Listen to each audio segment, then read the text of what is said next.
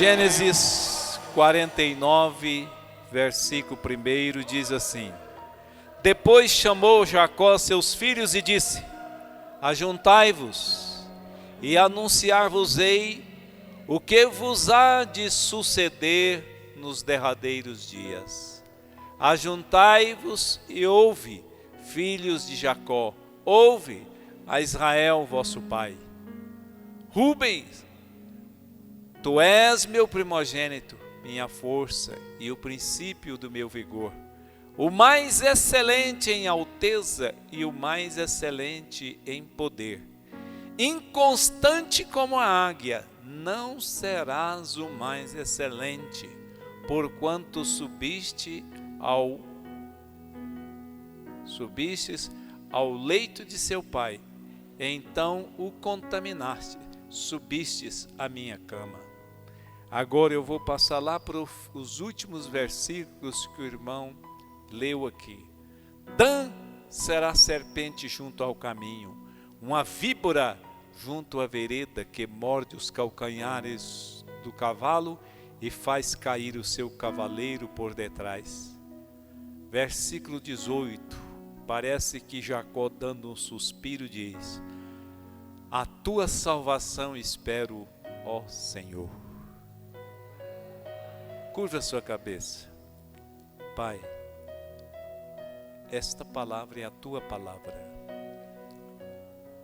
Só vou entregar para os teus servos o que está no meu coração. Confirme esta palavra na mente e no coração de cada um dos teus servos, em nome de Jesus. Amém. Deus abençoe os irmãos, poder sentar. Quero tomar o mínimo de tempo possível. Não vou usar esboço, não vamos ler versículos para andar rápido. Eu sempre ouvi alguns pregadores dizendo isto, entre eles, saudoso pastor Antônio Gilberto, e a própria palavra nos assegura isso. Deus perdoa o pecado, mas não revoga o castigo. Quero que os irmãos dizem isso comigo. Vamos lá, 1, 2 e... Deus perdoa o pecado, mas não revoga o castigo. Vamos de novo? Deus perdoa o pecado, mas não revoga o castigo. Uma outra coisa, uma frase que eu sempre gosto de falar para os irmãos, e como a frase é minha, eu posso ter toda a liberdade para dizer. Quer dizer, eu nunca ouvi essa frase da boca de ninguém. Pensei e falei, e nunca escrevi em lugar nenhum. Se ficar registrado, vai ficar hoje, né?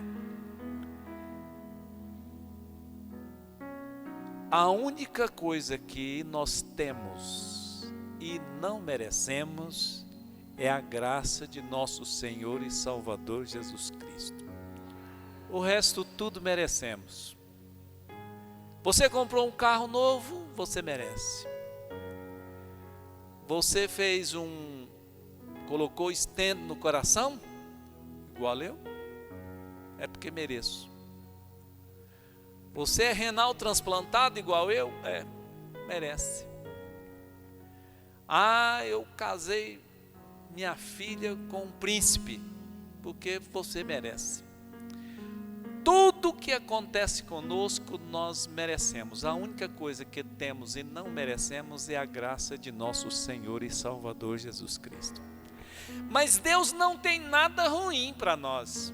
Não.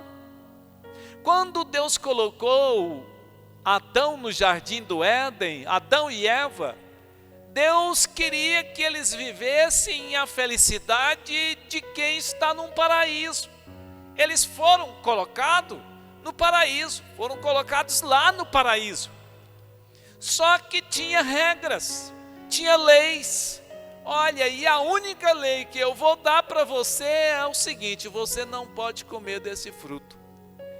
O dia que você comer, você morre. É uma lei que tinha ali. Então ele não podia fazer, ele era feliz ali. Deus criou o homem para ser feliz. Deus não criou o homem para ser condenado. Embora cá no Novo Testamento nós vamos observar que o salário do pecado é a morte, mas está afirmando também que o dom gratuito de Deus em Cristo Jesus é a vida eterna.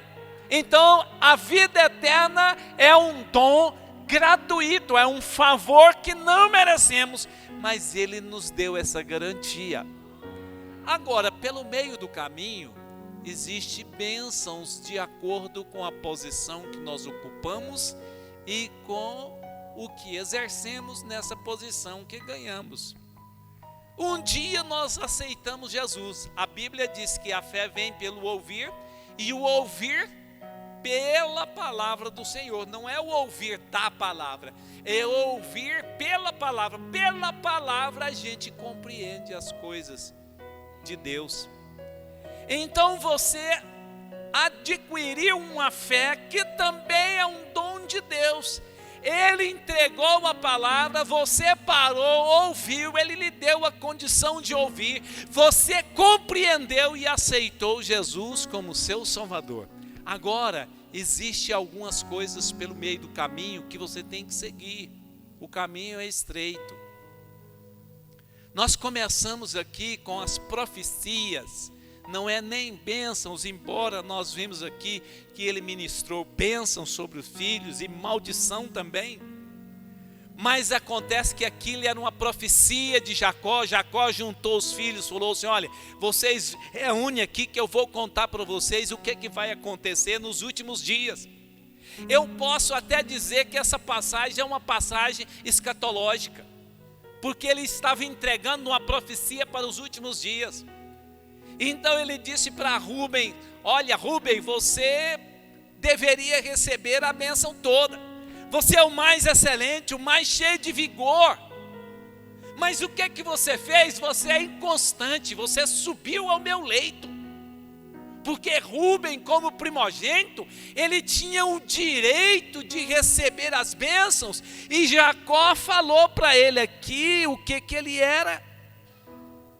Deixa eu ler aqui novamente. Para os irmãos observar.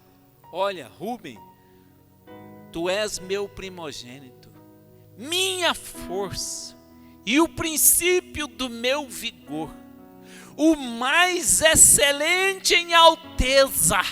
Alteza não é altura, irmão. E o mais excelente em poder. Inconstante como a águia, não serás o mais excelente, porquanto subiste ao meu leito, ao leito de teu pai. Então contaminaste, subiste à minha cama. Ele se deitou com a concubina do pai, se deitou com Bila e perdeu o direito de primogenitura, perdeu a bênção. Deus, irmãos, reserva bênçãos para nós. Deus quer cumprir as promessas que Ele fez na sua vida. Ele quer cumprir isso. Ele batalha o tempo inteiro para cumprir as promessas dEle na nossa vida. É a nossa maneira de viver que nos tira do caminho. Eu acredito que Deus é o tempo inteiro cercando o inimigo de um lado, cercando a tribulação do outro lado, cortando o laço, quebrando a seta que vem sobre nós para que nós alcancemos o objetivo. Os próprios discípulos voltaram para Jesus e falaram: Senhor, no teu nome nós fizemos maravilha, no teu nome nós fizemos prodígios. Jesus falou: não alega por isso não. Alegrai-vos antes pelo vosso nome está escrito no livro da vida. E falou para os discípulos: olha, eu via Satanás cair do céu como um raio sobre a cabeça de vocês. Falando isso para Pedro. Então, irmão, eu penso que é mais ou menos assim para que você entenda. O servente de pedreiro, quando ele vai fazer massa, manualmente, ele faz aquele monte, faz um buraco no meio e joga aquele tanto de água, né, pastor João?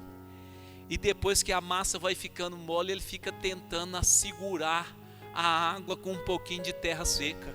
Ele traz para cá e segura dali, segura daqui e vem segurando para que a água não vaza, porque a água está contendo cimento nela, então ele não quer perder aquela água, quer aproveitar aquela água que está toda cheia de cimento para ficar ali naquela massa para ele preparar. E aquilo tem hora que cansa o servente, porque ele tem que ficar segurando. Eu penso que Deus é o tempo inteiro segurando para que o inimigo não se ande com nenhum de nós. É o tempo inteiro, por isso é que ele disse: meu pai trabalha até agora e eu trabalho também. Ele é o tempo inteiro querendo nos proteger, nos guardando, nos livrando do laço do passarinheiro, nos livrando da peste perniciosa. Mas às vezes a gente se descuida com alguma coisa. Por isso é que eu pedi para os irmãos repetir aquela frase: olha, Deus perdoa o pecado, mas não revoga o castigo. Eu sei que Adão, quando pecou, teve que sair do paraíso. O castigo ele recebeu, sair fora do paraíso. Mas Deus providenciou em Cristo Jesus a salvação para a humanidade. Por um homem entrou o pecado no mundo, mas também por um homem entrou a salvação.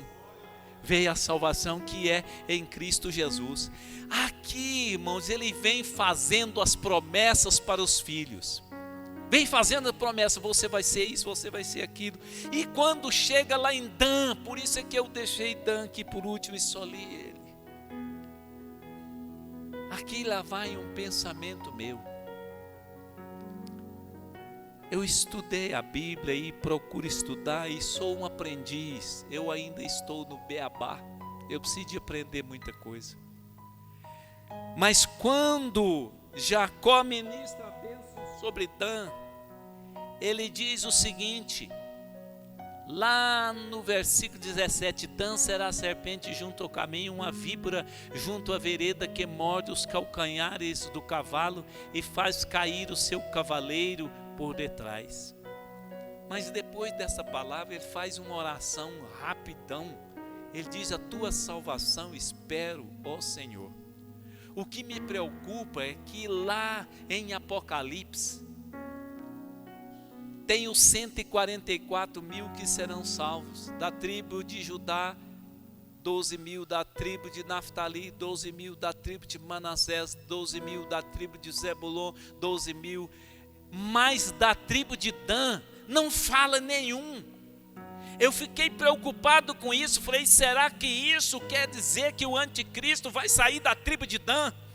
Eu falei: então só se a tribo de Dan ter ficado do lado do norte do acampamento. Porque o inimigo lá no livro de Isaías, a gente lê lá que ele se assentará da banda do norte e estabelecerá a congregação dele, não é isso? Subirei às alturas, estabelecerei o meu trono, da banda do norte me assentarei. Eu pensei: meu Deus, eu vou observar isso.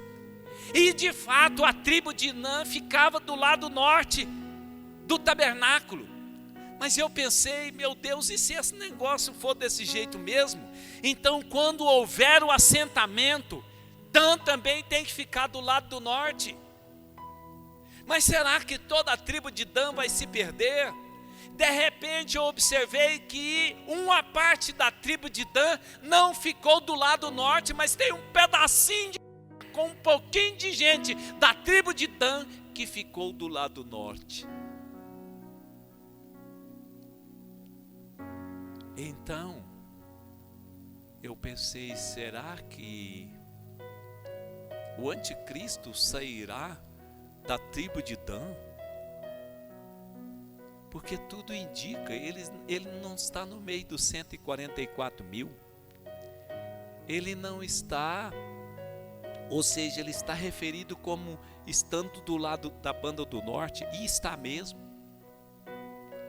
Olha, meus irmãos, o que eu quero dizer para os irmãos é o seguinte: se o anticristo não tiver um vínculo muito grande com Israel, Israel não vai acreditar nele por 3 anos e meio. Israel acreditará no anticristo por 3 anos e meio, pensando que ele é o Cristo. Pode ser alguém da tribo de Dan? Pode. Pode ser o Papa? Pode, se o Papa for da tribo de Dan. Pode ser. Nós tivemos Papa alemão, tivemos Papa argentino. Nós não, eles lá, os católicos romanos. Agora eu não sei. Pode ser, a Bíblia não traz, do mesmo jeito que ela não traz o nome das 2 testemunhas. A gente faz conjectura, pode ser, pode não ser. Mas uma coisa eu sei, nós estamos estudando na escola bíblica dominical, que o espírito do anticristo já está no mundo.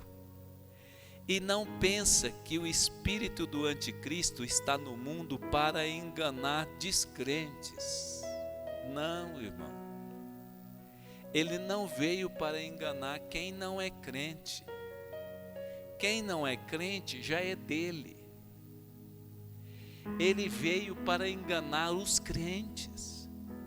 E ele vai fazer de tudo para tirar você do propósito divino. Ele vai fazer de tudo para que você contamine a sua fé. Ele vai fazer de tudo para que você perca, como Rubem, a sua primogenitura. Ele vai fazer de tudo para tirar você, talvez lhe dar um apetite sexual desordenado, para te tirar você do foco. Talvez ele vai mostrar para você outro lugar, olha, vai para lá que aquela religião, aquela igreja, ela brilha muito mais, lá tem profecia, tem dom de língua, tem revelação, vai para lá que vai dar tudo certo. E as pessoas às vezes acreditam nisto. Teve uma época que uma turma me chamou para ir caçar jacaré no lago. Aquele lago tremendamente comprido, 20 e tantos quilômetros de lago. E nós entramos ali naquele lago e eles fizeram um arpão. Que jeito que é um arpão? É uma fisga com 2 ou 3 setinhas para trás, assim, uma setinha para frente e uns ganchos firmando assim. E eles colocam na ponta daquele negócio uma argolinha. Na ponta daquela argolinha tem uma cordinha que fica amarrada na canoa. E eles colocam uma vara naquele negócio, naquele arpão. E pega o silibrim e vai lumiando. E o jacaré olha no silibrim. E de longe a gente vê o olho do jacaré como se fosse 2 lanterninhas, 2 luzinhas. E ele vai chegando perto do jacaré e o remador, ele não pode tirar o remo de dentro d'água, porque quando você tira o remo para enfincar o remo de novo dentro d'água, a água que está no remo pinga, faz assim. Então ele tem que levar o remo dentro d'água. Ele leva o remo assim e volta com ele assim.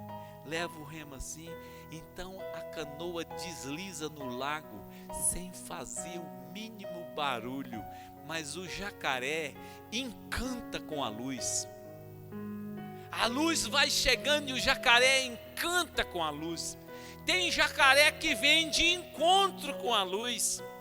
E quando ele está em certa distância, o arpão lhe penetra a pele, o couro, e ele não sai mais daquele arpão, porque ele tem ganchos que segura para trás. Para entrar é fácil, para sair não sai. E aí o canoeiro puxa o jacaré e mata junto à canoa. Cuidado, irmãos, nem tudo que reluz é ouro, tem um ditado por aí. Nem tudo que brilha é de Deus. Eu sei que o caminho do céu é estreito.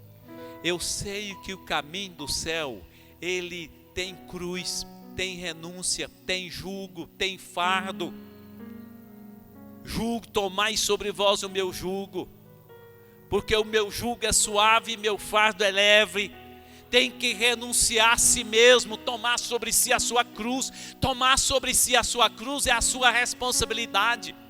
A responsabilidade é sua, não é minha. Eu não tenho responsabilidade pelos seus erros. Os erros é seu. Se eu cometer erros, os erros são meus e não são seus. Não adianta eu querer retribuir. Foi o que Eva falou, foi a cobra. Adão falou, foi a mulher. A mulher falou, foi a cobra. Nós não podemos julgar a nossa culpa nos outros, porque nós já sabemos a nossa responsabilidade. Agora não podemos passar por cima de uma coisa, do amor de Deus por nós. Ele nos amou primeiro e deu o Filho dele por nós. E Ele não quer que acreditemos em nenhuma outra coisa que não seja a palavra dele. Tem muita gente, irmão, pregando essa palavra e são ousados tal qual o diabo. Os irmãos sabem, parece que é a única vez que eu vi o diabo pregando a Bíblia Sagrada. Eu não sei de outra vez. Se os irmãos sabem, me ajuda aí, porque eu estou pensando nisso agora. O diabo pregou o evangelho, sabe para quem? Para Jesus Cristo. Chegou, manda essas pedras, transformar em pão e coma. Não, nem só de pão verá o homem.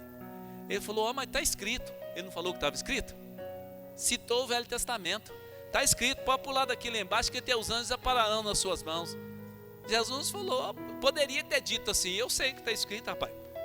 Mas também está escrito, não tentarás o Senhor teu Deus. Eu vou tentar meu Deus para quê? Então, irmãos, olha, você sabe o que tem de certo e de errado. Não tenta o Senhor teu Deus, porque Ele deu a vida por você. E Ele não vai ser crucificado de novo. Não vai ser crucificado de novo. Lá em Hebreus, me parece que 6:4 diz isto. Alguém pode ler para mim? Hebreus 6:4. Eu falei que não ia ler nenhum versículo, mas eu tenho que fechar com esses aqui. Estou com dificuldade aqui para ler. Lê aí para mim. Quem vai ler? Telão? Ó. Porque é impossível. Tem gente que fala assim, para Deus não é impossível. Tem umas coisas que é impossível para Deus. É impossível que Deus peque. É impossível que Deus minta. É impossível que Deus seja falso. É impossível que Deus seja enganador. Ele não é enganador.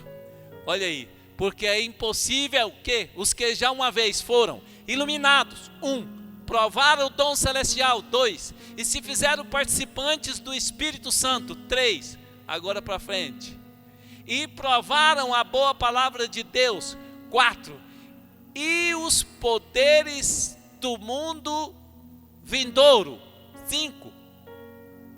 E depois, olha, é impossível que essas pessoas que receberam tudo isso e depois recaíram, sejam outra vez renovados para arrependimento. Visto que quanto a eles, estão crucificando de novo o Filho de Deus e o expondo ao vitupério. Jesus não vai morrer 2 vezes por você. Não pisa o nome dele. Não pise a palavra dele. Não brinque com ele. Ele diz que vai voltar e está às portas, e ele vai voltar e está às portas, e vem buscar a sua igreja. Prepara-te, ó igreja, para encontrar o Senhor teu Deus. Vamos de pé, vamos de pé. Eu quero perguntar, há alguém nessa noite que quer aceitar Jesus como seu Salvador? Levanta a mão assim. Quer reconciliar com o Senhor? Quantas visitas nós temos aqui hoje? Levanta a mão, se os visitantes. Tem visitantes? Tem, todos são daqui. Pastora,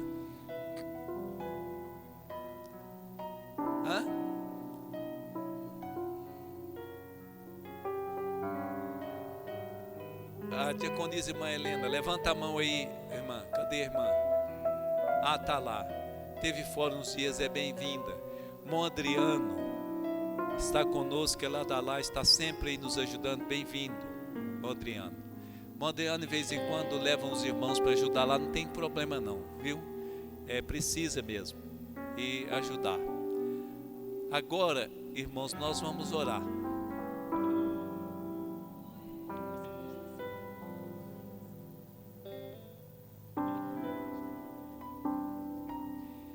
Nós vamos orar agora e eu quero uma coisa diferente aqui, irmãos.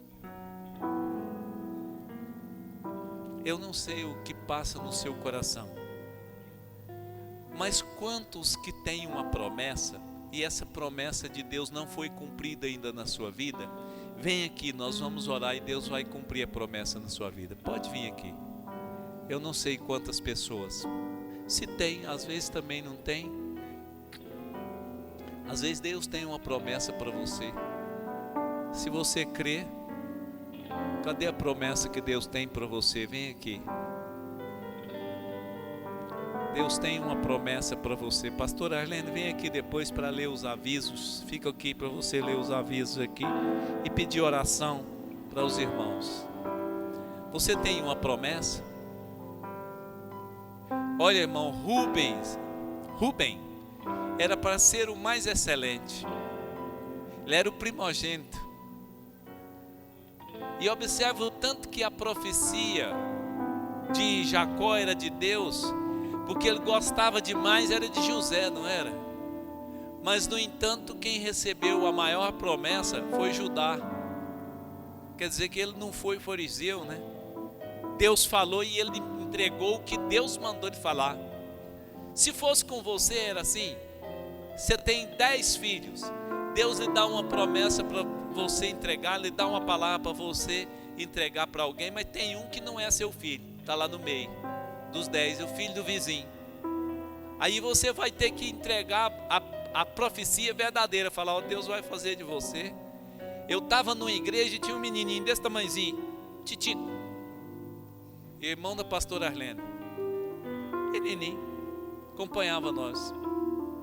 O profeta veio nele e falou assim: vou te levantar, você vai ser o pastor dessa igreja e eu vou te usar tremendamente. Eu estava lá perto, já pensou se eu fosse ficar com ciúme? Ó, que negócio é esse aí?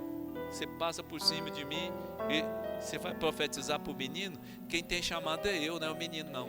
E agora sabe o que é? O irmão dela é o pastor da igreja e está construindo uma igreja para 5.000 pessoas. Cumpriu a profecia? Deus tem promessa para você, irmão, e quer cumprir a promessa. A posição do nosso coração é que tem que ser uma posição de servir. Eu penso que Rubem naquela hora ali deveria ter dobrado o joelho e: Pai, misericórdia, me perdoa. A gente não vê ele fazer isso. Deus vai cumprir a promessa. Mas eu vou te fazer um pedido. Lá na sua casa, escreva a promessa num caderno, na Bíblia. Escreva a promessa que você está esperando. Se foi Deus que prometeu mesmo, né? Se não foi só um profeteiro fofoqueiro, né? Quando você acredita no falso profeta, você paga caro. Aí é caro, mas acredita. Agora, aqui em Turvânia tem uma profeta que você pode acreditar.